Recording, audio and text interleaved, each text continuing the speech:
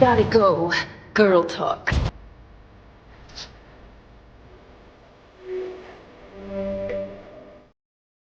Boom! Hard in! Alex! Harden. Dude, Ryan, how's it going, man? I'm actually having a pretty good day. Yeah? Work is nuts, but I think that Superman trailer put me in a very, very good mood. Ah, very good. Right? It is awesome. Dude, how are you? I'm doing okay. I'm fully in it's allergy season for me. Oh, And good. and it's like my kryptonite, you know? So I feel I'm like that it's like that episode of Superman the animated series with the kryptonite where everyone's going around and be like, "Oh, Superman, you don't look so good." Yeah, Um or what is it? Doesn't he gets a flu for the first time in the animated series with around Yeah, well, it kryptonite kind when of he's affects him like a flu, you know? Yeah, yeah. so anyway, not to compare myself with Superman, No, but I dude. am certainly feeling the effects Hey, of weakness. I've seen the art that you drop. You can definitely compare yourself to Superman. Absolutely. I believe everyone else here agrees. We are going to talk Superman. We're going to talk a little bit of Peacemaker, and we will do a breakdown of Nightcrawler. So don't worry. It's happening. Do not worry. Should we say a quick howdy do to the chat? Let's do. Let's do it. Stanley Eberhard going to be catching us on the replay. So, hello from the past to the future. Yeah. Video Power Gaming is here. What about Nightcrawler? What about him? What about him? What about What him, about it? Darlaxton? We'll get into it. We'll get there. Absolutely. Gady's Toys is here. Andrew's Gady's Toys. I'm expecting a big thing from him out of this Superman trailer. I'm expecting a full breakdown of the toys we did not get, such as Lois Lane, Yeah. Lex Luthor's girlfriend. Oh my gosh, what's her face from The Authority? The engineer. Engineer, Right? Hawk Woman, Cat Grant. I expect all of it broken down on his channel. Where is my cat? I want to get into Cat Grant. There's no one shot in the trailer that had me just like, oh, I find you so annoying and I love you already. Okay. The Professor of Ricketts, my boy Duke Booty. Put your squeeze way squeeze. Mr. Bionic Funk is here. Dude, so happy that you are here hanging out with us tonight. Mr. Jetty Cock is here. Oh, the Devour Hour. Oh, nice. Are we supposed to eat while we're doing this? Or are we just going to devour information? I don't know. Or is it the detour hour and it's misspelled? No, that's true. I guess then it wouldn't rhyme. So well, never mind. That's Tower Hour. Tower Hour. Mr. Matt Bush is here. Thank you for being here, dude. Mr. Michael T is here as well. 3 cheers for the Black Orchid cameo. Ooh. Hey, all right. I think I missed that. Is that in the cell next to Metamorpho? Because I do have a question, because there's a woman in a cell in a pink dress. We'll get to it. Like I said, before we came on here, I tried to make it seem like I wasn't impressed by the trailer, but I was very excited about the trailer, and I watched the trailer like 1,000 times. Deep Space Niner is here. Mr. Tony Johnson, Chad Stewart, Skylar Davis, Chris Rowe Holcomb is here. Flash 739, Make Mine Marvel Legends, the official, he's just official host Geek Dad Life. Nice. Quip is here. Jack Knight 73. Dave is here as well. Johnny Disco, Topher Khan, Chris Bruno, King Panther. Dude, lots of people here tonight. Thank you so much for coming here, hanging out. Lots of streams happening on a Wednesday. You chose to hang with us. We appreciate that. Dude, do you have any pickups by chance? I have no pickups, but I thought I should ask quickly before. I don't have pickups. Yeah, I do not. I do not. I have a trade waiting for me at the comic shop. A little Star Wars one. Called Darth Maul Black, White, and Red. Whoa. So just his what's the white? Oh, the bones of his so it's like I guess gray tone, like anything, like it's it's like a black and white comic. But anything that is supposed to be red is red. Nice. So the saber, his face, the face tattoos, right? All that kind of stuff. It'll be How that- Harley Quinn of him. I don't know if it was her or Wolverine that did that first. Oh. Black, white, and red. I assume that the red in the Wolverine one is just all blood. It's all blood. Yeah, that's actually, because now when they did that one too, I was like, oh man, they should do like Punisher, black, white, and red. They should also do Dark Horse should do Hellboy, black, Ooh, white, and yeah. red. I think that'd be fun. Scarlet Witch, black, white, and red. And they should do Batman Beyond, black, white. Yeah, it's a great color scheme. They should do a Darth Vader black, and it's just a complete panel is just black. There is a Darth Vader black, white, and red though. All right. Oh, because he's got the lenses. Because he's got the lenses and the lightsaber. All right. All right. So if they do Kylo Ren, black, white, and red, I'll probably get that too. Spider-Woman, black, white, red. I don't know. Superman, black, white, and red. I don't know if that would work. Miles Morales, Spider-Man. Miles Morales, black, white, and red. Good call. Same with Spider-Man 2099. Make mine Marvel Legends Moon Knight, black, white, and white. Brian, you know what we're doing? You know what we're doing here? We're listing. We're listing. That's what we do, but we're so good at it. But yeah, no. So that's waiting for me. I'm super excited. Just because I was looking at because they had all these different variant covers, which were gorgeous, and the art just looks so cool. There's something about Darth Maul is a very visually appealing character. Yeah. And out of all the Star Wars characters, I feel like he fits best with animation and comic books, even more so than he does in the Phantom Menace, and we saw him a little bit in Solo. Oh yeah, right. But it's just like, and don't get me wrong too, he's amazing in all of that. Like, he's just a visually appealing character. I think that's just what it comes down to. He's a visually appealing character. But it's true. Like the fight scene in the Clone Wars season 6 or whatever, the Disney Plus Clone Wars season, that final fight between he and Ahsoka Tano is just great. So good. I love the one of him too, of walking through the starship after getting out of the jail. And he's just no saber.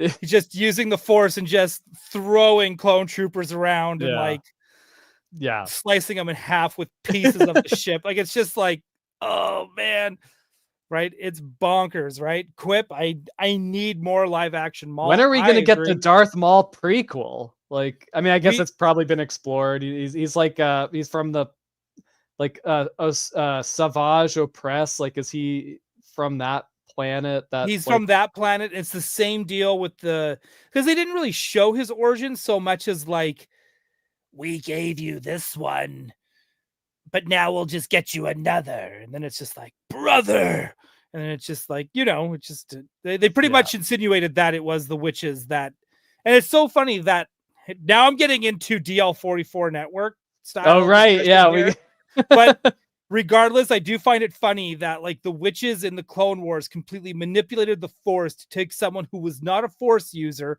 turned them into a powerful Force user who is able to do cool shit right when they got out of bed. But when they do it in Acolyte, or if they do it or Rey, for instance, she's overpowered. I'm look at Darth Maul and I feel Press, man. Come on. The cartoons kind of play by different rules, though. It's they do a little bit. Yeah. I agree. I know that's true, but I'm just saying. Yeah. I'm just saying. Let's keep it. Let's keep our anger at what's happening in the shows. Well, what anger leads to hate, and that leads to suffering. I know it's the end one. I don't know if there's some steps in between. There's some steps in between, but either way, it doesn't end good. Jody Cog with the $5 super chat. Thank you so much. Keep listing. Idiots like me will pay for it. See example here. Stay awesome, gents. Thank you so much.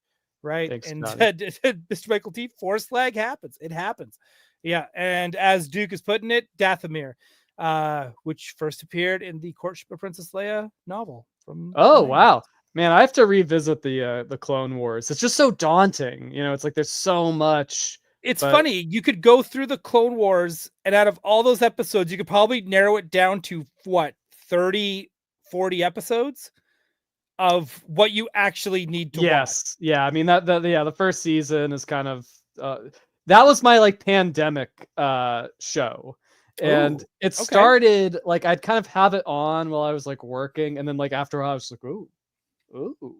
And then I just watched the whole thing. So dude, yeah, we're gonna be, as soon as I'm done with this deadline crunch, yeah, there's gonna be a lot more videos I'm making on all 3 channels, dear God. Why did I choose 3? I don't know. Anyways, let's get into it. Today was a big day. Well, this whole week kind of been a big week, especially for James Gunn, dropping 2 trailers, one for Peacemaker, which I think dropped Thursday or Friday last right. week, and then Superman today. The what was it? The full trailer. Yeah. Awesome. Just both trailers are amazing. Plus, we already know what we're getting into with Peacemaker. So freaking good. Superman also amazing. Hey, Craig, good seeing you here. Yo. Yes, and the Superman trailer does rule. Dude, what are your first thoughts? You watch it first time? Probably watched it this morning, like I did. Yeah, I haven't done like I haven't like delved deep into it. I've watched it twice. Right.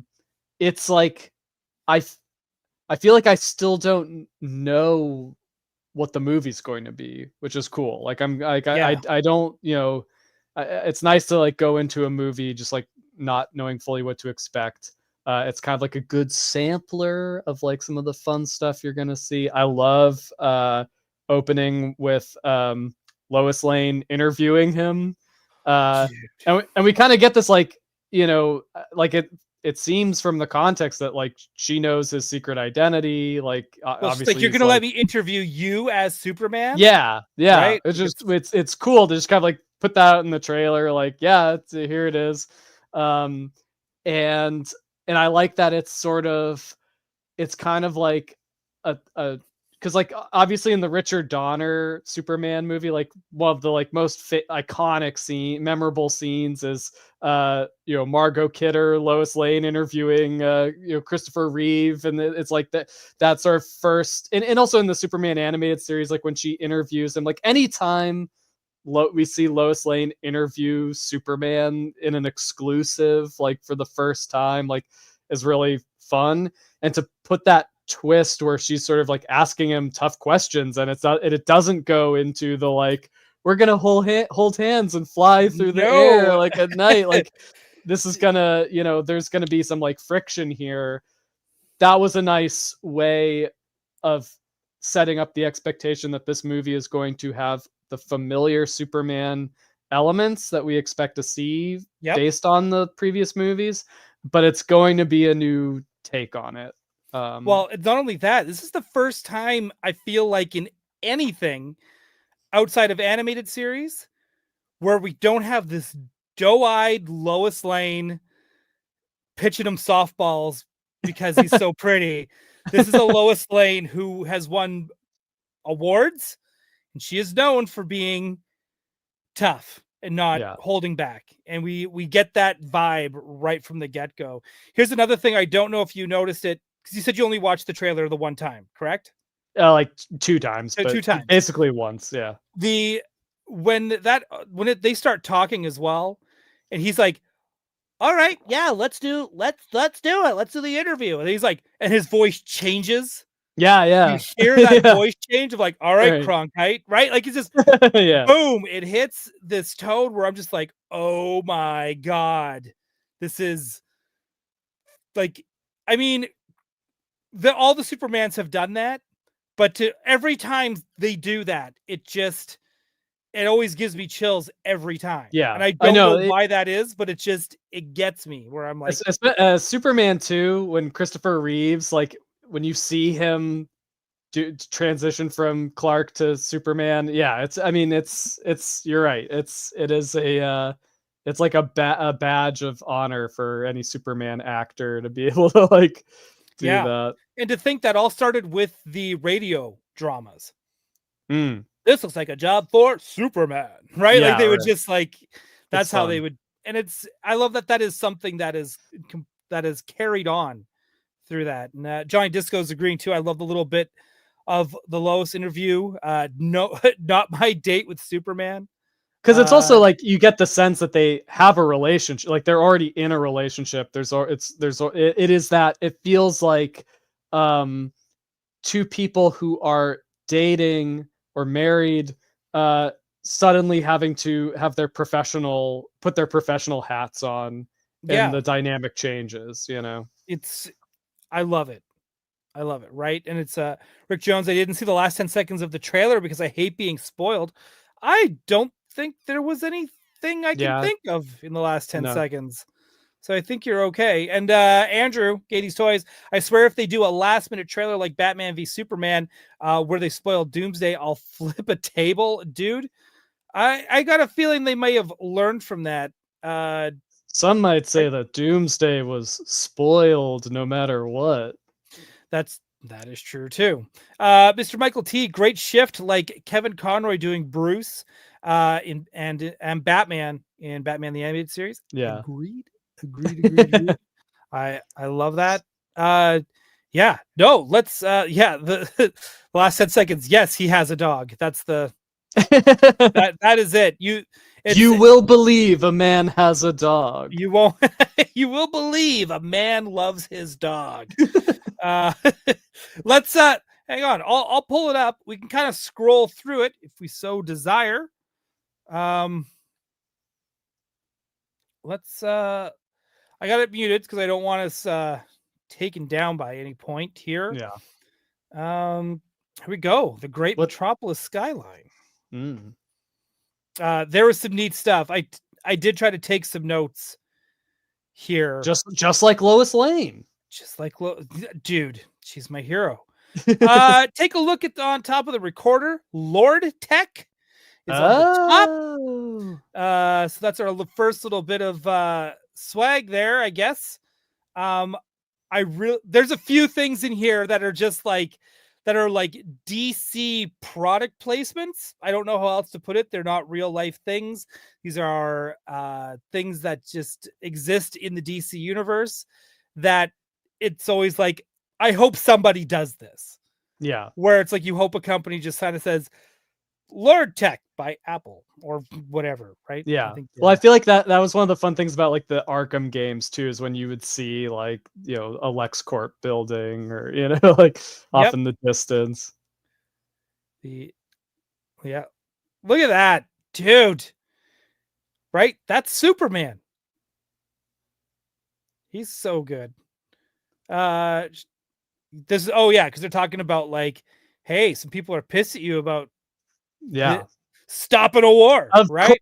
People are pissed at Superman, right? I think from what, hang on, we can go through it. Because I do think I have the idea of what is happening, though I could totally be wrong.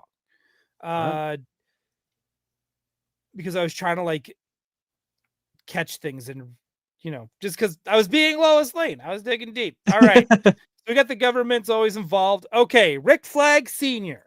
Yes. Who I learned that's who this is from the Peacemaker trailer. Correct. Right. This is why both trailers are very important right now, because they're filling in these gaps of just like, okay. So, because if I didn't, honestly, I don't probably, for those who are just watching this trailer, not watching Peacemaker, I don't know if they necessarily care who this is. They just see like government dude. But this actor doesn't look old enough to be Joel Kinnaman's father. That was Rick Flag was. That's who Rick Flag Jr. was, correct? But I mean, people were younger when they were starting families at a time. Yeah. And let's face it, we're all aging really well. Right? This is okay. So she's pretty much calling out Superman for being like, hey, she's like, I went and stopped a war. Did you? Yeah, I stopped a war. And then she's like, have you talked to the president about this? No. Well, they got Rick Flag Sr. looking into this, and he thinks that you cross the border, he's like, they're like, he's Superman. There is no borders for Superman. Superman does not believe in, he doesn't represent one country or another. He's not even he's not even of Earth. Exactly, and we're gonna get to that that Lex Luthor line in a little bit there too. And the thing that gets me like super stoked and excited about this is I know people are gonna get pissed off because I know there's more than one generation that is still alive that still sees Superman as the American way. And when they've changed that, I stand for truth, justice, and peace for all. And that is kind of the new motto. And people got mad about that. Can you believe it was Fox News? I can't. Yeah. And the motto is always changing anyway. So like, who knows when they introduced that part of it? Like, Yeah, and you're right. That motto has changed more than once. Yeah, but they're clearly addressing that in this movie. They're getting into kind of some of the politics of it, and I want to see this movie just to see how this conversation resolves. It gets we see it get very heated. I want to see if there's, and there is no resolve in this. Like you see them together later on and all the other stuff that we've seen, so we know there's some kissing, but which is great. But we don't, but we don't know like if that's earlier, or if this is like if there's a rift in the relationship, like or the space-time continuum. Yeah. But it is true, and on the sort of political like responsibility thing, I feel like that's also like a strong part of like certainly the Justice League Unlimited cartoon series, and I assume that also draws from comics, the Grant Morrison Justice League, where and it's sort of like where like the Avengers movies went, but it's like the idea of like this like superheroes that are like the world police, like what gives them the right to to dictate ultimate right and wrong over the whole planet. It gets very Justice Lordy in that sense too, right? Like, yeah, but we'll see where this goes, because we know his heart is in the right place. Like that's what he says, right? Well, we know Superman. That's how it goes, right? And there he is. No, I stopped that damn thing. And there's your Daily Planet bullpen shot, right? Like let's see if I can get it. It's so fast it's hard to scrub through this stuff. It is. They really don't want me pausing and taking so there you go, like this, because that's it. That's Cat Grant, right there. Yep. That is the crew. That's Jimmy. That's our sports guy. Gosh, why am I blanking on? Of course, I'm blanking on everyone's name. I don't know. I can never remember that guy's name. Yeah, Lombardi. I always want to say, and then but all these guys are somebody from the comic. Like everyone that we see in that middle there, those are all somebody. That's all someone from the comics. That computer, Brainiac. God, I hope so. I hope so. It is Steve Lombard. Lombardi. Yeah, I was close. I was close. Thank you, Mr. Michael T. But man, I don't know. Again, we've talked about this many times on the show. I could easily watch a spin-off. I haven't even seen the movie yet. I will watch a spin-off show of this whole 100. I think that's a great idea. I love the Daily Planet. I tried getting a job at the Vancouver Sun in my 20s because of comic books. That's right? awesome. Like, it's I tried. There's our first look at the engineer. Ultraman, I believe. Yeah, it's probably right. Right. The big U is kind of, that could only be Ultraman. So are we talking? Because is this where we get into pocket dimensions? Because we all know Ultraman is Earth 2, Earth 3, Earth 3. I mean, that's kind of that feels like a lot to hit people with. It is in the first movie, but because the other thing that's interesting about it is like his mask or his whole suit is reminiscent of Doomsday in the containment suit, right? Got to bring this one up. This one just caught my eye. I'm sorry, I'm not. Oh. I'm so busy kind of scrubbing through this thing that I'm gonna have paying attention to the chat. So my apologies to everybody. Andrew, Mr. Katie's Toys. Imagine if Ultraman was played by Henry Cavill. That we would don't be even fun. we don't even know who's playing him yet. So But that could be. but yeah, because he is masked. It's very mysterious. Like I could like he could. What if he is what if he's a clone of Superman that kind of becomes like Bizarro, like in the animated series where like Bizarro starts off as a Superman clone that kind of degrades. But maybe that's mixed with Doomsday. Maybe it's like, you know, it's a Superman clone that turns into Doomsday. Like I don't know. I don't This know. mysterious character could be anything. If they were to do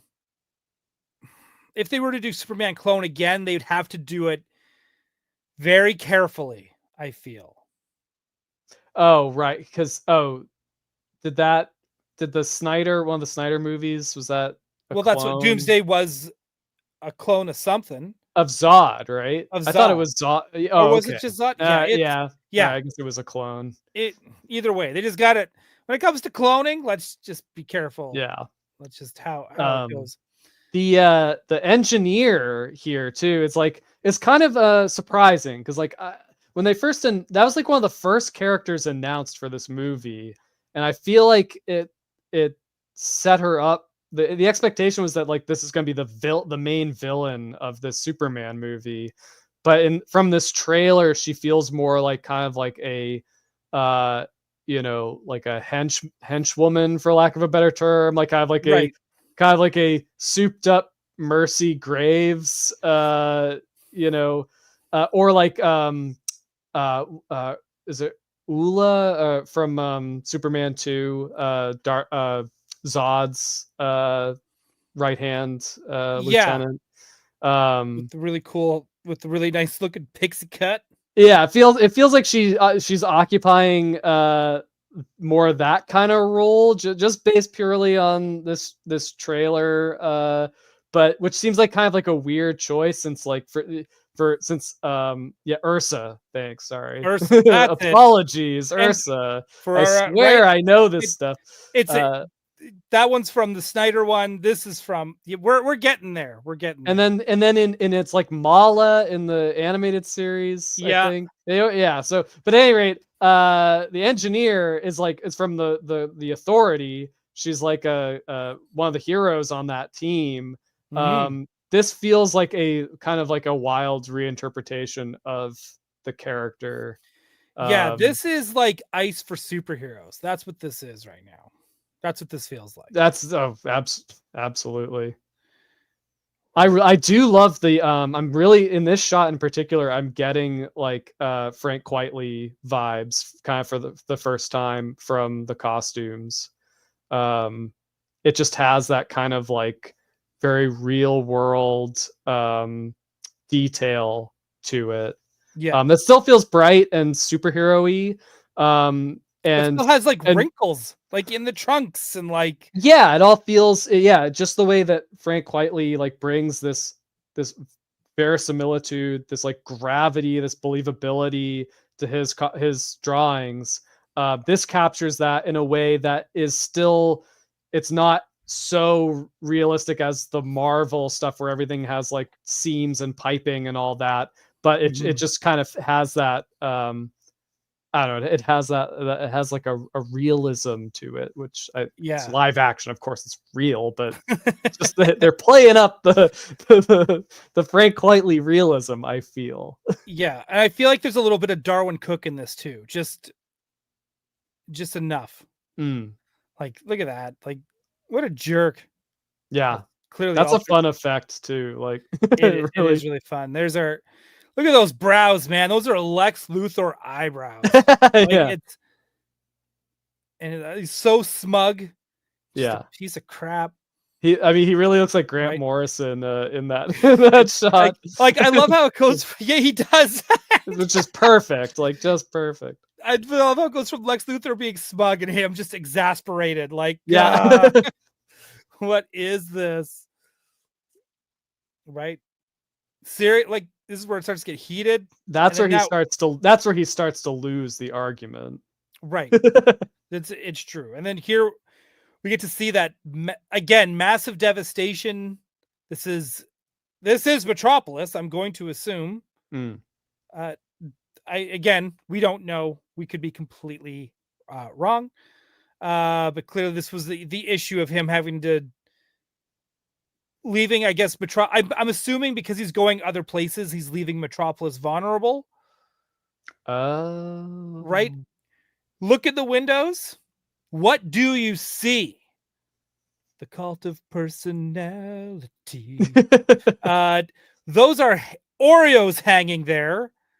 I am going to assume that is the Choco office. Choco's, which is the favorite sandwich cookie of Martian Manhunter. Correct. Wait, are those Oreos? I think those are Oreos. I am totally going with the Oreos, that those are Oreos. This is how dumb I went today. Like, where I am looking for things that might not exist. And who's this? This is like Juggernaut combined with Cyclops. Okay, it tells us at some point here as well. Okay, but he also kind of looks like the new that new Nemesis Marvel Legend that just came out, the Build-A-Figure. Kind of. He kind of also looks like a shield robot that you would see. And what is the gosh, it's but you're right. There's like a few things that reminds me of it. It reminds me of something from Thor, the destroyer armor. For sure. Mandroids, yeah. Juggernaut, obviously. All these things. He just looks like he looks very much like a villain. That's what he looks like. Right there. I love this. Superman going for the fall. Again, so cool. I love this moment where just someone's helping him get up. Right? Like it's just, look at that. Right? This is eyes up here. Right? This building is, God, I can't stop at the right spot. This is the Boomerang's building. No, this is Lord Captain Boomerang. Lord Co. Oh, wait. Or Lord, but it's like Lord Industries or whatever. Hang on. And the L just like, oh, there you go. Right? See, I'm not just seeing things. And do you think like Stag Industries is gonna be around because Metamorpho is? I hope Stag Industries is here. I would also, at some point, I would like to see Enter Gang. Oh yeah, for sure. Show up as well. I would. Bruno Mannheim, dude. You are touching things where I'm just like, yes.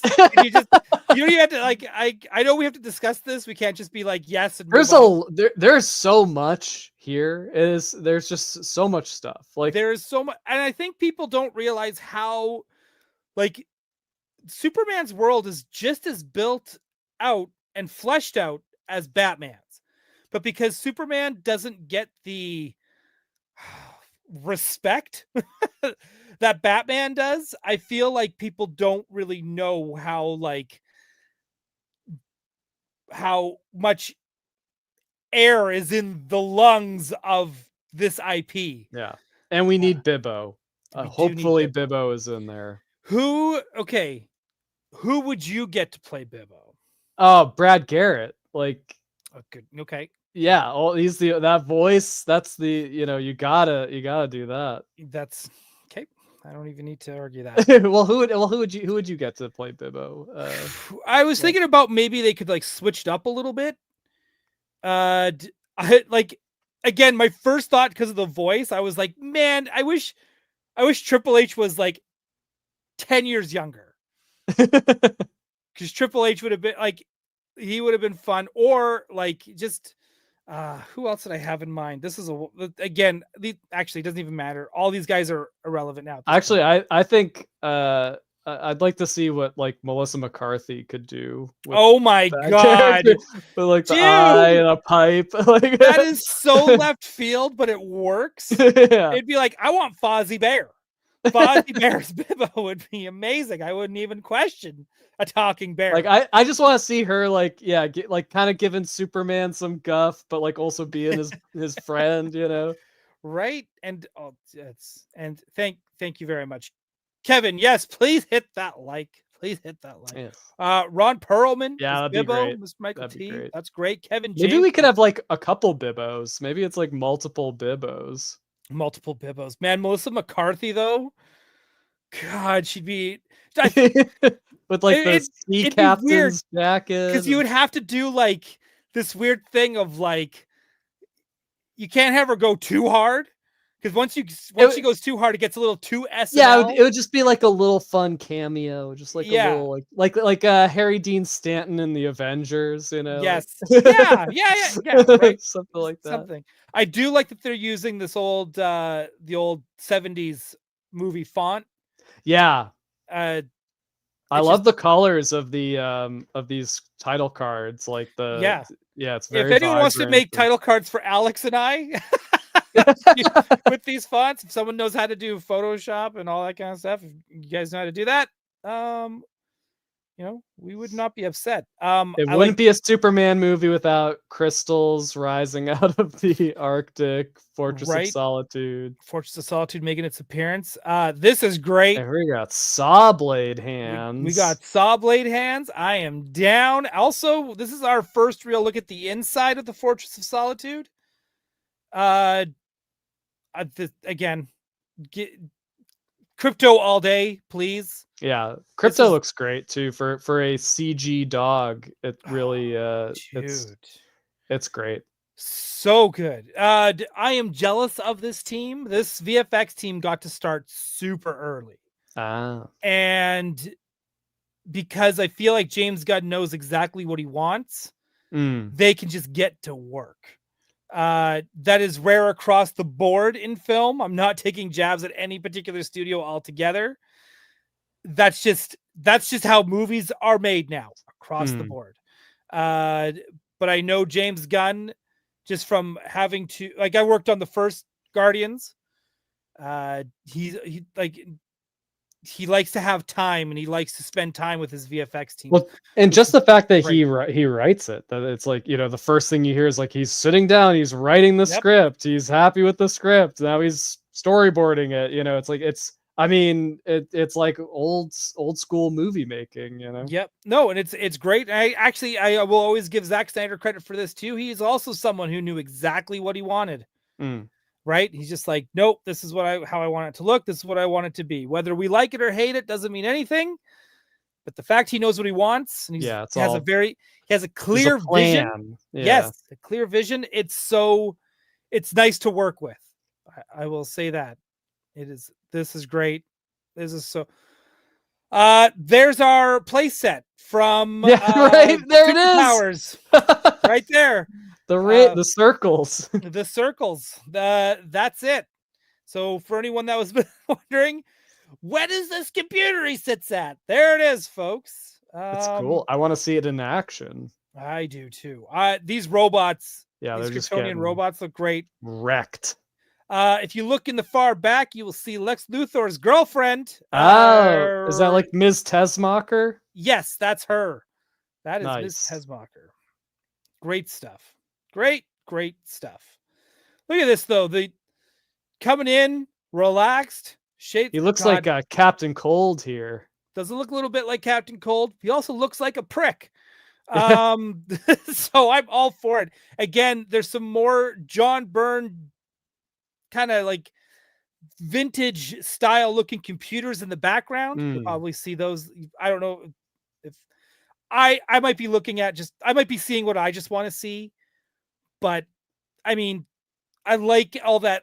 And maybe again, because I'm working on Fantastic Four, I'm loving all this retro future stuff. Yeah. So anytime they have a chance to kind of put that even into a very modern movie like this, I'm all for it.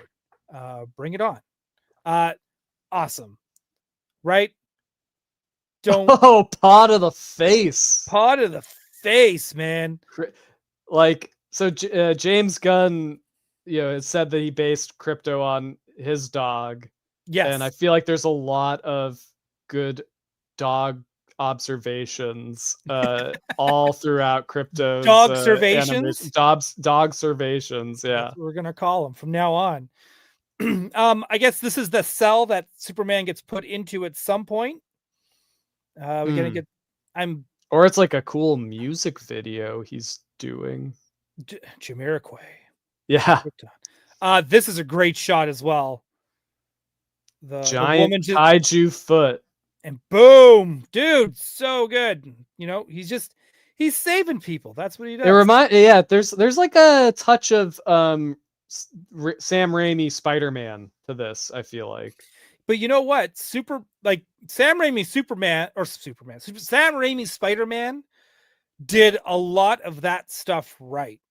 Oh no, that's what I mean. It's like it was not for, like, because even then superhero movies, it was like that movie took a moment to remember to have them do superhero stuff to save people. I mean, in the obviously the Richard Donner movies, that's a major focus, regardless of how outlandish the villain's plot is and how apocalyptic the situation is.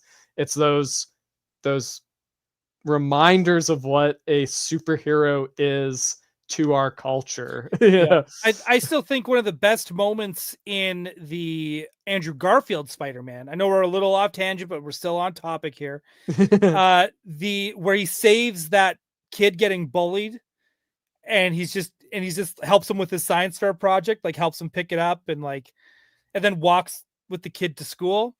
That is one of my favorite moments in any superhero movie. I think it's really, really sweet, and I love it.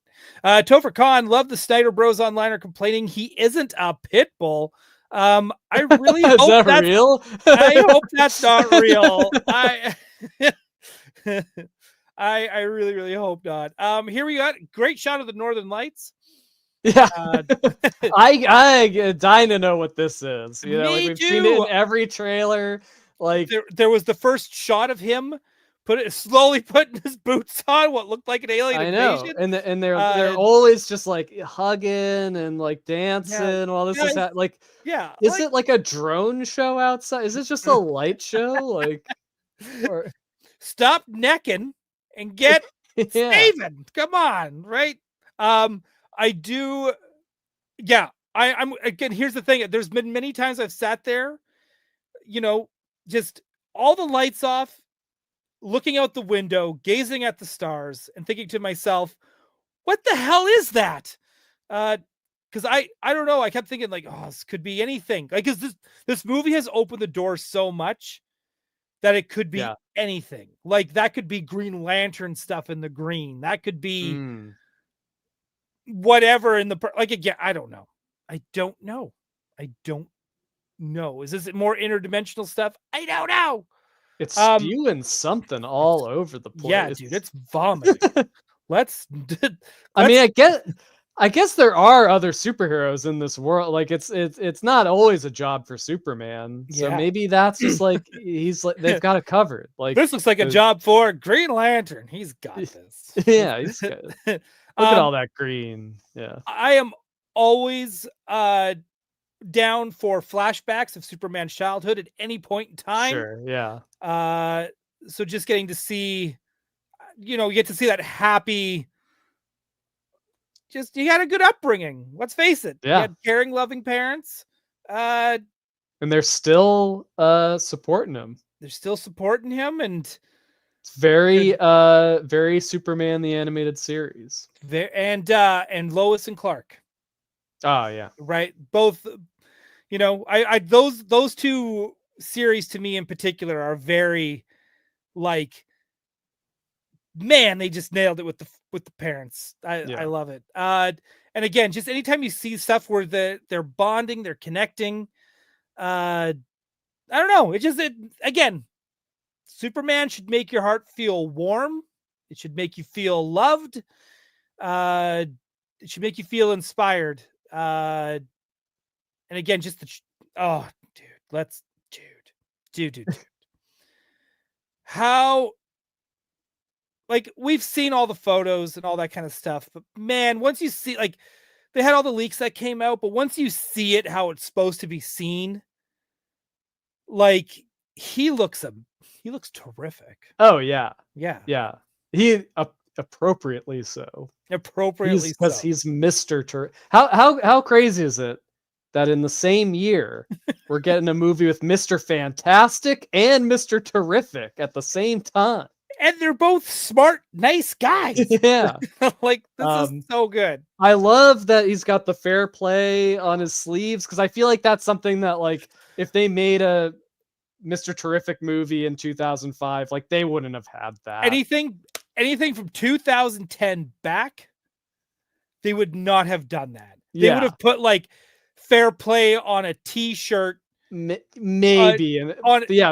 That was already, like, had a jacket over top of it, and it would have been like an Easter egg of, like, see, we read the comics once. Yeah. They'd right? be like, we don't want to freak out the squares. Yeah, we're here. They can't handle this level of comic book specificity. But yeah, no, he looks awesome. He's always had such, like, a cool look. And yeah, like, not like 90s DC fans rejoice. Yeah, like, dude, this is the movie that's coming out this year. Like, I actually want to see. I will say this: Black Adam, for is just like, oh, come on, Rock, of a movie it is. They nailed, like, Dr. Fate, Red Tornado, like, or what? No, she's not Red Tornado. Cyclone, but she's she's the original Red Tornado's granddaughter, right? It's Cyclone, right? And Atom Smasher, like, I feel like and Hawkman, I feel like they did them all justice. And I thought their costumes and even their performances were great. And now seeing, like, Mr. Terrific, I just, like, come on, give me Dr. Midnight, give me Black Canary. Yeah, I'm kind of surprised it's just, like, 3. Like, I feel like, because I don't know what role this superhero team is going to play in the movie. But, like, I mean, I feel like just put them all in there. I mean, they probably Hey, and you know what? There might be more heroes that we see that we don't know. Right? So I can't imagine there's much more. Well, I mean, or even just hinted at, maybe. There's a lot. There's so much. Maybe there's so much here. I'm getting kind of Blue Beetle vibes from his ship too. Well, Blue Beetle is funding the Justice League. Ted Kord, Blue Beetle in this movie? No, well, isn't it? Hang on. Who's Sean Gunn playing? Max Lord. He's playing Max Lord. There's Lord and Cord. This is going to be a thing. And that's fine. Okay. Hang on. I did take some notes here. Okay. We're going to get to that one shot, and it's going to blink as well, but this is... Think Kryptonite, right? There's so that's what, like, the Hollywood squares, right? We've got this jail cell.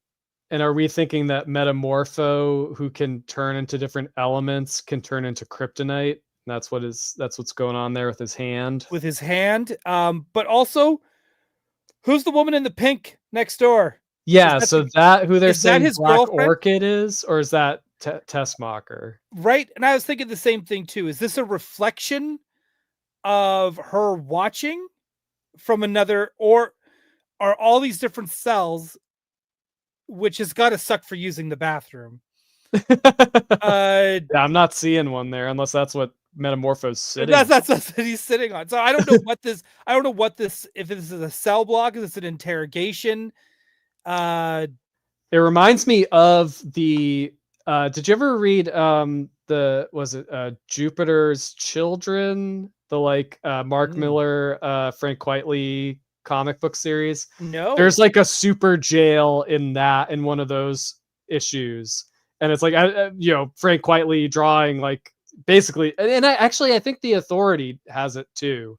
But Right. anyway, I'm getting like major Frank Quitely vibes from this like see-through cube superhero prison. Dude, there's a lot of Frank Quietly vibes in Yeah. this for sure. Like, but we'll again, I'm just speculating. We could be right. We could be so far off. We don't know. But yeah, I am curious to. Yeah, I think that probably would be Lex Luthor's girlfriend over there. And then are these robots? Or guys in suits? We don't know. We don't know. Again, but there she is there watching. I don't know why they would have her in the cell. So right? Yeah, and is that who we're thinking? I don't know. I don't remember who said Black Orchids in the trailer, but somebody in the chat did. Allison Troy's here. Awesome. Thank you for being here. I also go check out her channel as well. Amazing. It looks like Kate Spencer Manhunter. All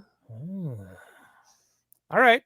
Oh, Mike T. He said it. Is that who you thought was Black Orchid?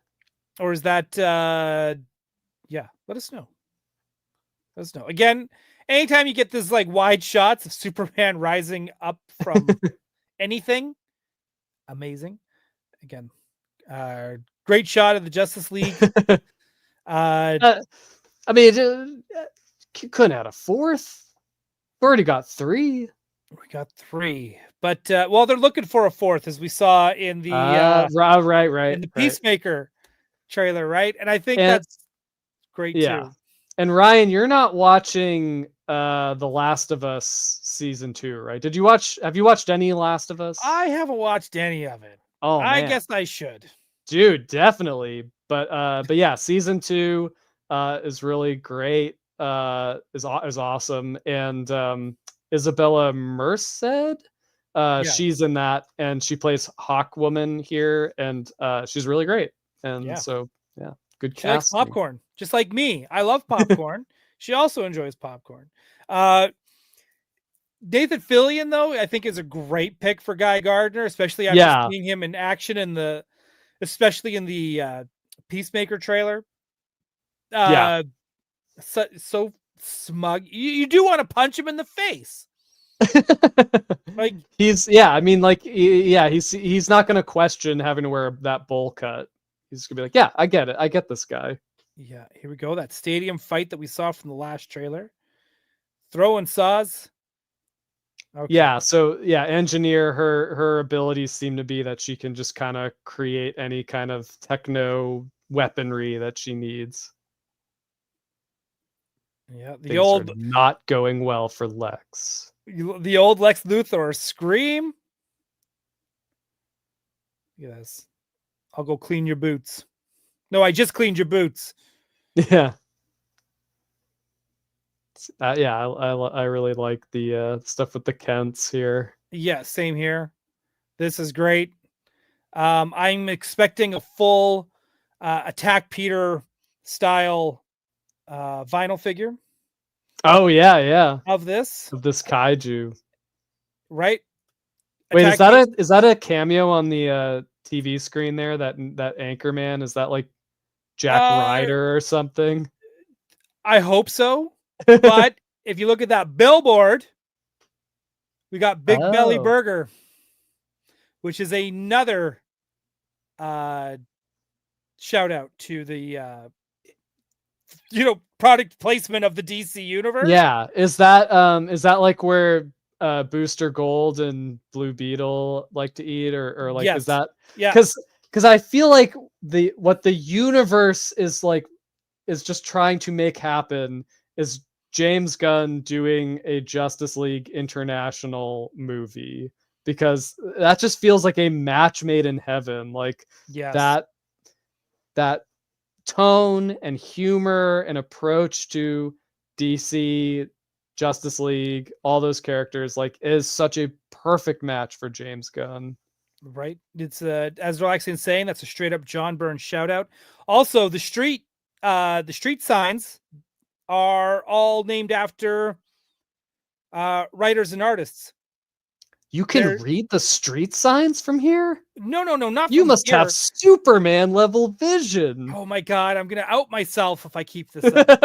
No, because Mark Wade posted it. There was like Wade Street and Moore Avenue. Oh, that's great. Love right? it. Like, yeah. So I always love that in like Batman, where like it's on the corner of O'Neill and Adams. Like, yeah, yes, right. Like it's on the corner of Schuster and yeah. you know, I love that stuff. Correct, yes, Mr. Michael T. Jitters Coffee, the Jitters Coffee Shop was in the Peacemaker trailer. This is great. This is great. Attack Peter. He's not watching this. He won't watch this. But maybe I'm gonna clip this later and be like, dude. Well, he designed a kaiju character that is very similar to the, like it's like I think it's just a case of lateral thinking according to him, but yeah, they're like very, very similar designs. Flick that's great. Again, he's just a dick. And so they have a J and an L on their logo. So are they the Justice League? I can't believe I actually got this. I paused it at the right point. Anyways, yeah, it is. They are I think it's been, I think that was already like confirmed like early on at some point. Oh, okay, cool. Right? I think so. This is one of my favorite shots of the whole trailer. It's so fucking dumb and I love it. Again, it like reminds me of Sam Raimi Spider-Man. Like it's something he would have. This is, but I do this, and this is very modern Cat Grant. And I know, like in Supergirl, they tried to like switch up Cat Grant of like, I went from entertainment to like running my own newspaper. This Cat Grant, she is going to show up, at a red carpet. This is also just a really awful thing to do. Like, yeah, because there's people dying behind her more than likely. It's like sociopathic. Yeah, well, I mean, I know we're living in it. But like, come on, right? Like this is the world we live in now. So good. Again, I love all these shots with the Dutch tilts and the twirls. Yeah. All this stuff. This is going to be Martin Scorsese on that shot. Hey, you know what? This is cinema. I'm hoping the Warner Brothers does put out some of these Luthor mugs. Yeah. Again, and now are they in the mug? Are they in the mug? Maybe. Interesting match cut. Again, the first big clear shot of Metamorpho. He looks amazing. Yeah. This is one of those characters that could take you right out of the movie or anything, right? Just because he's so weird. Yeah. What do you do? But he looks good. Superman just have again more kissing. This is the best. This is what I want. Yeah, that's great. But I wonder if we're gonna see more of a strained relationship between the two of them in this one. I don't know if the word strained fits for me, but I do. I like the fact that she challenges Superman. Yeah, no, totally. And we don't get that a lot. Or often, right? It's usually just, oh, you're right, and I love you. Well, I don't know if that. I mean, right? This is Lois we're talking about. But this is the Lois. I think we're gonna get one of the best Loises ever. Superman flying up, and then Superman just falling right back down. Again, love these graphics. Yeah, the colors are so great. Pause for 10 seconds for anyone who wants to miss the last 10 seconds. What are the last 10? It's this. Yeah, I can't even remember what happened. Oh, okay. Yeah. Okay. Great. It's awesome. This band, that's the poster on the wall, is the same shirt that what's his face was wearing in Creature Commandos. Oh, the Same- Mighty Crab Joys. The Mighty Crab Joys. So that's a Creature Commandos throwback for anyone who likes that stuff. What is it? Yeah, Smallville Giants flag there. It's really the perfect Clark Kent bedroom. There's like kind of a timeless quality to it. Like, yep, you could tell he's like, he might have grown up in the 80s or 90s. This Superman. He really reminds me. Other people have commented to this effect, but he reminds me of the Superman, the animated series Superman, where he is, because the the Christopher Reeve version is like a very dashing, noble friend. Like he is a very friendly, neighborly Superman. The animated series Superman, and from what it looks like with this Superman, is a very serious guy. Like both as Clark Kent and as Superman, like he is, he doesn't crack a smile a lot. He's kind of got the weight of the world on his shoulders. He is trying to navigate being having this, being different in the world that he's in, and he's a very competent guy. He's a very professional guy. And I think we're so used to thinking about the sort of kind of anachronistic version of Superman that like there is also that aspect of the character that looks like this movie is exploring, which is kind of cool. I love it. This is like, I think this movie is going to be awesome. I can't wait to see actually the other Easter eggs. Like when we get a better look, especially at that cork board. I have a feeling like there's going to be some like hidden gems in everything that you see in the background. I think throughout, like even the bullpen. Yeah. This quip, that bedroom looks right out of American Pie. Yeah, I think they should.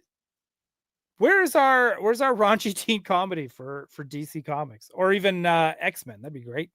Does Shannon Elizabeth show up in the room? Yes, live on webcam, which is now when you think back to it, that's very problematic that all these guys are watching a teenager in the. But anyways, we're not going to think about that because we were teenagers at the time, and that made it okay. Frankie Riviera, I can't wait to see this. Same here. I can't wait. Dude, yeah, this is gonna be one of the best movies ever made. July 11th. So we're not that far away. 2 weeks later is whatchamacallit. 2 weeks later is Fantastic Four. What's happening? So we got hang on. I'm just trying to see. It's quite the summer, the super summer. Should we coin that now? Officially, it's super summer. Yeah, we can. Hot reporter summer, is that what they call it? Maybe.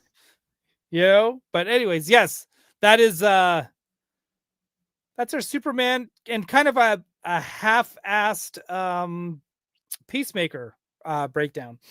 Does that cover our Peacemaker full disclosure, kind of? I have not seen Peacemaker season 1. Oh, well, dude, but the trailer was very entertaining. The Peacemaker is amazing, first off. So make that happen whenever you get a chance. It's definitely worth all that time. Yeah. Let's switch gears here for a bit. Everyone let us know, or if everyone's excited for Superman, and which toys are you buying first? I think that's the most important thing. Like any other good trailer, what toys are you going to buy first? If someone would just make me a goddamn Lois Lane, I would just make one. Come on. All I need is one. That is it.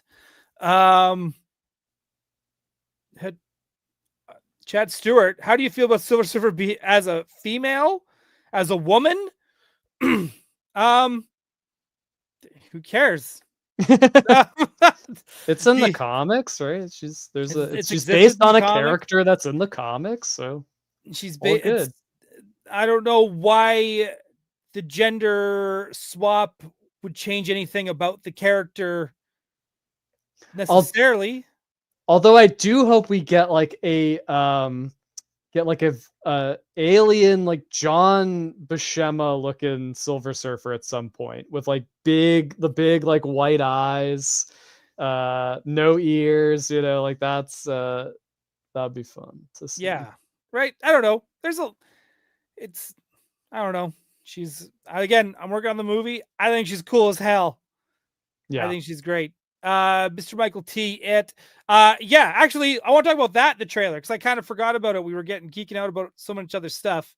Wait, Where what? Lex Luthor goes, that is not a human. That's an it. Because that's how he sees him, because he's being an alien. Just What a prick. Maybe he sees everything as just things. Yeah, it's just, again, they're doing a hell of a job of making me not like Lex Luthor.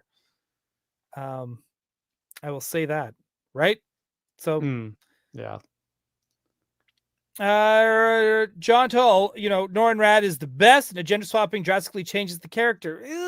But it's not Norrin Rad. It's not different Norrin Rad, yeah. Character. It is, yeah. So you might get Norrin Rad later, and it's still an alternate universe from the regular MCU. So, although I think it's a missed opportunity to not do the Frankie Ray Nova character. Dude, I there's yeah. It's just like I'm upset that they didn't make Aunt May part of that. Let's get into this bad boy. Congratulations, another sellout. Yeah, yesterday the 1/6 scale Nightcrawler dropped, and he is sold out. So we're kind of looking back, sorry for those who missed out or you're just learning about this, but he's currently not available. But yeah, I got to sculpt Nightcrawler for Mondo, and yeah, I mean, I had so much fun working on this figure. I love Nightcrawler. Oh, we got another we'll get question. We'll get to that one, King Panther, when we're done with this. We'll get to it. But yeah, I'm so I it's a treat for me always to see Raul Barrero's photographs of the figures that I get to work on, and he just took so many beautiful photos of Nightcrawler, showing off all the stuff that he can do and comes with. I got hands on this figure at WonderCon, and he moves great, like all the joints, all of the I was getting him into the crouching poses, and his like bendy tail like works great. Like I'm really stoked with how he turned out. Dude, well, first off, you can always tell when someone's your favorite character, Alex. Because you can always see like there's some extra love put into this.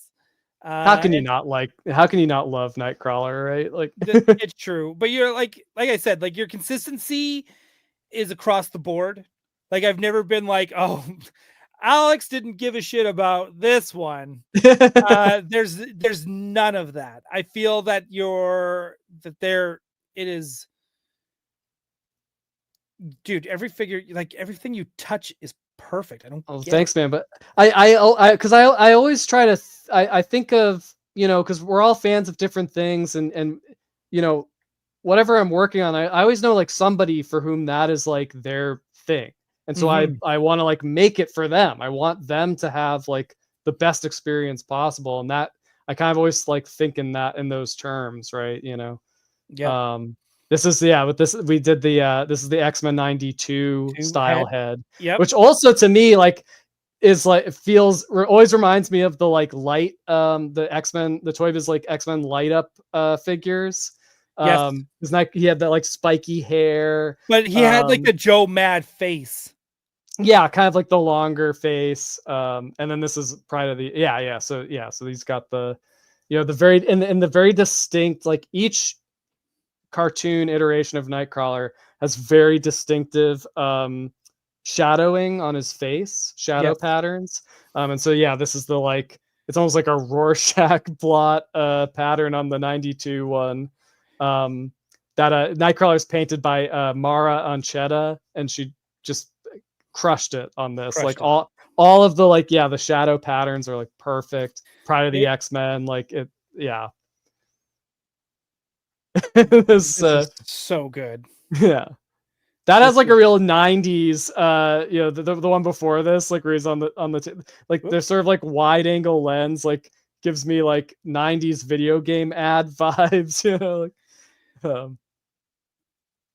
yeah, that's like this one does for sure. yeah, for like this X-Men Like- Sega Genesis game. Yeah, that you would find in the comic books. This is exactly Yeah. what that is. This is great too. Where, Again, yeah, building that arcade or Pride of the X-Men 80s team, you know, figure by figure. very important. This is to me. And the This band. is the photo. Again, what? Just make one. Make an actual plush Bamf. I don't care about the licensing, the making. The plush is a whole different thing, and it's harder to do. Shut up and make it. I don't want to hear about it. Just do it. Just make me my goddamn. I think I'm just gonna have to learn how to sew goddamn plushes. Yeah. It's getting annoying. This is a great pose too. This is a very classic Marvel Legends Nightcrawler pose. Yeah. And you know what? I'm here for it. Screw you. I love it. I definitely I love the Marvel Legends Nightcrawler figure, which actually was sculpted by May Tamtaranya. I know I believe he sculpted the whole thing. Who did like who was on our team. Did like Lion-O, our new He-Man that's coming out, like so I wanted to like, make sure I learned all the lessons that need to be learned from that sculpt and that figure, and it's Nightcrawler, so he's got to be able to articulate and pose and get into a good crouch, and so it's important. Yeah, happy to achieve that. This is great too. This is also great. This is, again, for whatever reason, because you're doing these, like, you're doing the big grin or sometimes the bigger eyes and then like a subtle smile.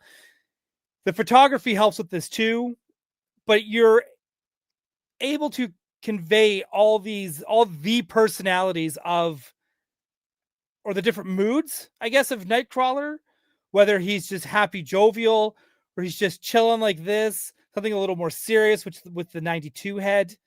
Like you get all the different vibes that you're able to get from Nightcrawler just from these subtle expressions.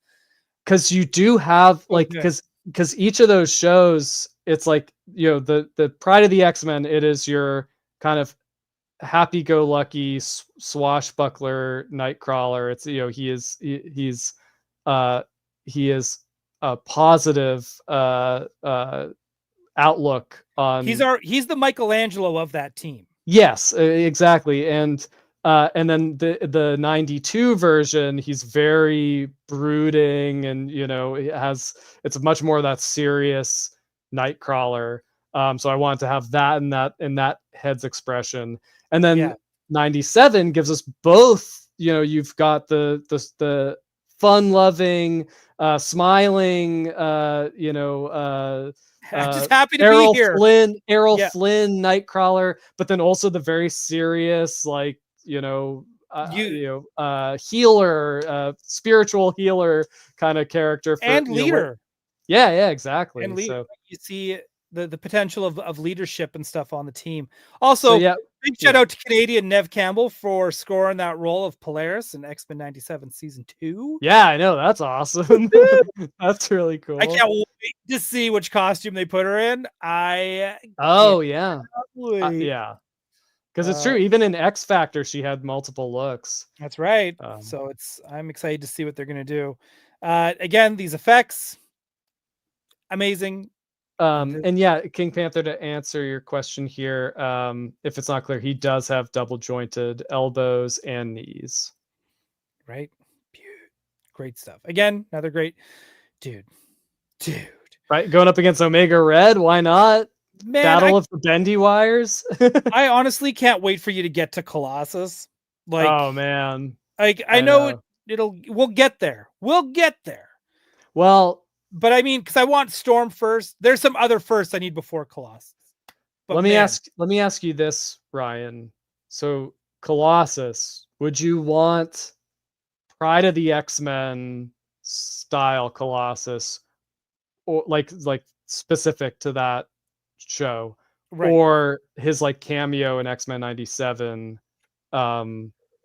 where like you morph briefly turns into him, but it has that like very kind of like Jim Lee comic look to it. Okay. I think you need to do both. Obviously, one has to be a Comic-Con exclusive, which would be the Pride of the X-Men, or just I don't know. I gotta now. I need to go back and really see what the Morph one looked like, because to me they felt very, very similar, but they're not. They are, but yeah, I think like the Morph one, I don't know. There's just like it's subtle differences, but like the Pride of the X-Men is like very Dave Cockrum, Yep, John Byrne 80s aesthetic. it is, and the 97 is a little bit more like Colossus of multiple eras, you know, like it's definitely that. And at the same time too, it's like the whole thing, like I'm not trying to fish for information, so just do your best poker face. Because even I know in my heart of hearts, my gut, my vitriolic soul, we are going to eventually get to Storm. And I know because at some point we're also going to get the X-Men, because again, she wore it in X-Men 97, she wore it in Pride of the X-Men. We're going to get that classic John Byrne black Tiara style Storm at some point. It is one of the best superhero costumes ever designed. Made. Yeah. Ever. Period. There's no one can question that and have me take them seriously. So I know eventually that Storm will get made, if not get made first, and then the other one gets made later. But those, I still think, just because the costume, the hair, everything about those two costumes, those are two completely separate figures. Oh yeah. And I feel absolutely. Like Colossus is borderline that same thing.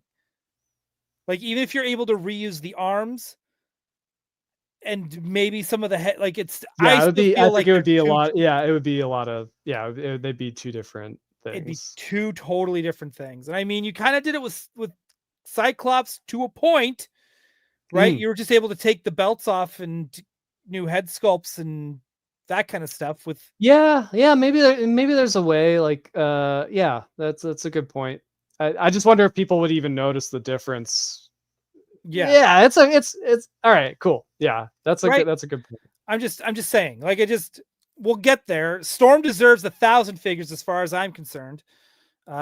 She is the best, right? I would love to get the Joe Mad era Storm with the like Sailor Moon hair, and that was on my list for my wish list for Marvel Legends, is that Storm, when I did it on Toy Anxiety, and I was like, yeah, I need this. I could easily do a whole wish list of just Storms and Kitty Prides and Rogues, of like just make me these. Speaking of Rogue, I have to agree with Quip here. The only superhero costume to rival Pride Storm is Savage Land Rogue. 100%.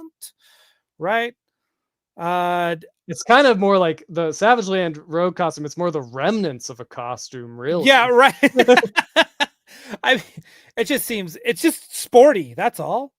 To be specific, it's the remnants of the like Outback era costume plus a yellow T-shirt that she happened to be wearing. Let's throw that on. We're all good. In case anyone hasn't gone back and read like even the John Byrne Claremont era, there's also a very fantastic Savage Land Storm. And I feel like Savage Land Storm also does not get, because now that people discovered Savage Land Rogue, you're welcome. I'm going to say I'm the one that really put her out in the forefront. Just kind of They didn't realize it was all coming siphoning through me. I'm also going to put this one out there, the Savage Land Storm, which you'll also see Art Adams. He did covers of that as well. Yeah. Check that shit out. It's great. Savage Land Storm versus Sauron. That's the one, dude. Or what about Savage Land Banshee? Savage Land Banshee, right? You did Savage Land Wolverine, right? Where it's like Savage Land costumes, great. We got it. We need more of that in our life. The man, I love the X-Men, and also the ones that you just mentioned. Now I can't remember the actual numbers. They were in the they've been released in Epic Collection. They were re-released in the 90s under Classic X-Men with those beautiful Art Adams covers, by the way. Yes. And then, of course, in the original run. Go find them. They're like, it is what, a 3-issue run of them in the Savage Land. I have my, it's over there, but I have it's like in another room. The John Byrne artist edition with the right. So good. And I even got those X-Men classics. I got those covers signed by Art Adams because I had to. Dude. Yeah, that is a flex. It is, I love it. I love it. I got so much signed by him. I was like, please sign everything. And it's like trading cards. It was comics. It was like, and then I'm going to buy your art book and everything else while I'm here. I was my first time seeing Art Adams. I was losing my mind. That to me is where I go you get starstruck. Yeah. When sometimes you even when I met Mark Waid for the first time, I was like hands shaking. Yeah. Knees weak, mom spaghetti, right? Like I was like, oh my God, it's Mark Waid. You want to give the man praise, but I'm sure he the 50 people before me in line were also just like, oh my God, you're amazing. What do you even say? What do you even say that he hasn't heard a million times? I know. Right? Now everyone's gonna. Let's put it this way: if I've met Mitch Garrett, great thing that him and all those guys are like super casual. Oh my God, why am I blanking? He's like one of my favorite writers. Tom King. Okay, yeah, Tom. So when I meet Tom King, hopefully he's going to be at San Diego. If he is, that's what you're going to see, Alex. You're going to see a shaking Doell, not knowing what to say, trying not to break out in tears. Here's what you could say. You could say, you, sir, are appropriately named because you are like a king of comics. Yeah. That you can have that one for free, Brian. We're going to do that. And we're going to film it. We're going to record it and put it on the channel. No, again, guys, go find these comics. They're great. Please read them. It's right when Phoenix dies. Yeah, it's some of the best. It's such a great era of X-Men. Like it is. Yeah, it's highly recommend. If you've never given X-Men like a fair shot in your life, or that's older, a good place to start. Or any X-Men before the 90s, because I know I see the demographic that shows up here in the chat and watches us. If this is your if X-Men's your jam, but you've never gone back further than when you started in the 90s, go back. It is some of the best comics, period. There's a reason why Chris Claremont's still a little like jaded and mad today, because he's just like, I was the best X-Men writer. It's like, yes, you are. No one's questioning that. It's just the 90s was about the art. That's all. Just don't worry about it. Trust me. No one's forgotten you. No one. We love you. There's that Banff doll haunting me in my dream. And that beautiful butt shot. Very important.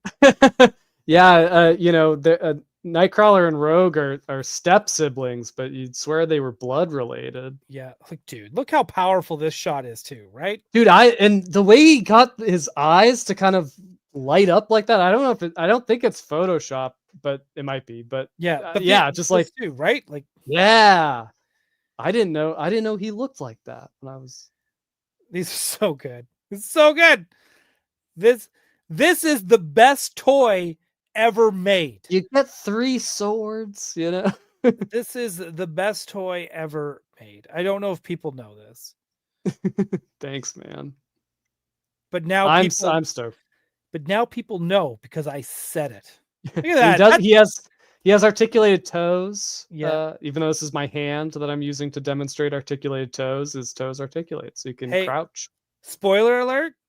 This is actually a picture of me after I make my Banff doll. This kind of has like a father and son vibe. Like, He's proud. He's proud of that. See, and this Banff doll is another reason why we need a Kitty Pryde figure. Just gonna throw that out there. Or an Amanda Sefton figure. Do you think that'll ever happen? Whoa, ever? Dude. Okay, that is a name I haven't thought about in a long time. That is because when this Banff doll first shows up in the comics, I believe Nightcrawler is like visiting Amanda Sefton. She's like getting back from her job as a flight attendant, and he's waiting for her in her apartment to have a romantic evening. And he's got the Banff doll there, so I think it's probably her Banff doll. They're like step brother and sister. It's a little odd, but yeah, Amanda. Hey, that's Sefton a whole genre now. Amanda Sefton was his main squeeze for like most of the run, 70s and 80s. Yep. Good on him too. It's he's great. Look at this. This is it. This is the Nightcrawler we all dream of owning. Look at that. I love this shot. Like it's just like awesome. These two, just the stance perfect. I guess he does kind of have a butt. Going you know, on there. You know what you're doing, right? You get the nice flexible stand so he can. Yeah, a first for our X-Men figures, the flight stand. There's my doll. There's my effects. There's the swords. Dude, again, did a hell of a job on these, and blows my goddamn mind. I got to get going back to work here soon. And if you missed out, sign up for our mailing list. It's if we do a regular, so this was the limited edition. If we do a regular edition, you'll be first to find out about it. Yep. If we do if there are cons coming up or there are warehouse fines or stuff like that, that it's I've learned that it does pay to to be on our mailing list to find out about that kind of stuff, because there was stuff that we had at WonderCon that I was like, oh, I didn't know that we still had this. This is so there's always other opportunities if you're just paying attention. So dude, awesome stuff. Thanks. So again, Mondo is linked down below. Same with Alice's comic. She's back in Canada, so we're gonna have to get Alice back on the show maybe next week, because have you seen Thunderbolts yet? I have not. No, we're gonna go on the weekend. We decided nice, we're gonna go see it. And yeah, that's really Alice's comic. Any kind of friends that have been helping us out, all that kind of links. Don't forget there's DL44 Network, which is my Star Wars channel, which I'm doing with Kevin Wong from Toying Around, and then as well as Trevor Zammit. Yeah, when's the next episode? Well, I guess Kevin's definitely going to want to do a review of Andor, which is absolutely mind-blowing show. Holy Is it weird? Is it weird that the show is called Andor? Andor what? Andor kid stuff, I guess. But there's definitely going to be some stuff there with Andor coming out on that channel very soon. Trevor Zammit and I, next week, we're going to be dropping our first episode about planets. Alex, if you want to join us and learn about planets, you are more than welcome to. I'm always down for some planets. And Steve 3 is going to be dropping his first episode next week as well, where he unboxes some of his collection of Micro Galaxy Squadrons. So there's going to be a lot there. Plus, then you'll see me on Tuesday at the regular time on Toy Anxiety. And then we'll be back here next week, because I've got a feeling there's going to be more and more DC news as we get closer to July. with San Diego and the movie releasing. I just feel like there's going to be a lot happening. So with that said, everyone, have a great night. I know he had questions, but I gotta like freaking run. But we're gonna we are gonna put a pin in this. We're gonna start next week with answering this question. Yes, that's a All good. right. Those are good questions. And yeah, and for any questions about like restocking and stuff on Mondo, just like reach out to our customer service or sign up for our newsletter, and all will be revealed as we go forward. So yeah. That is it. Thank you, everyone.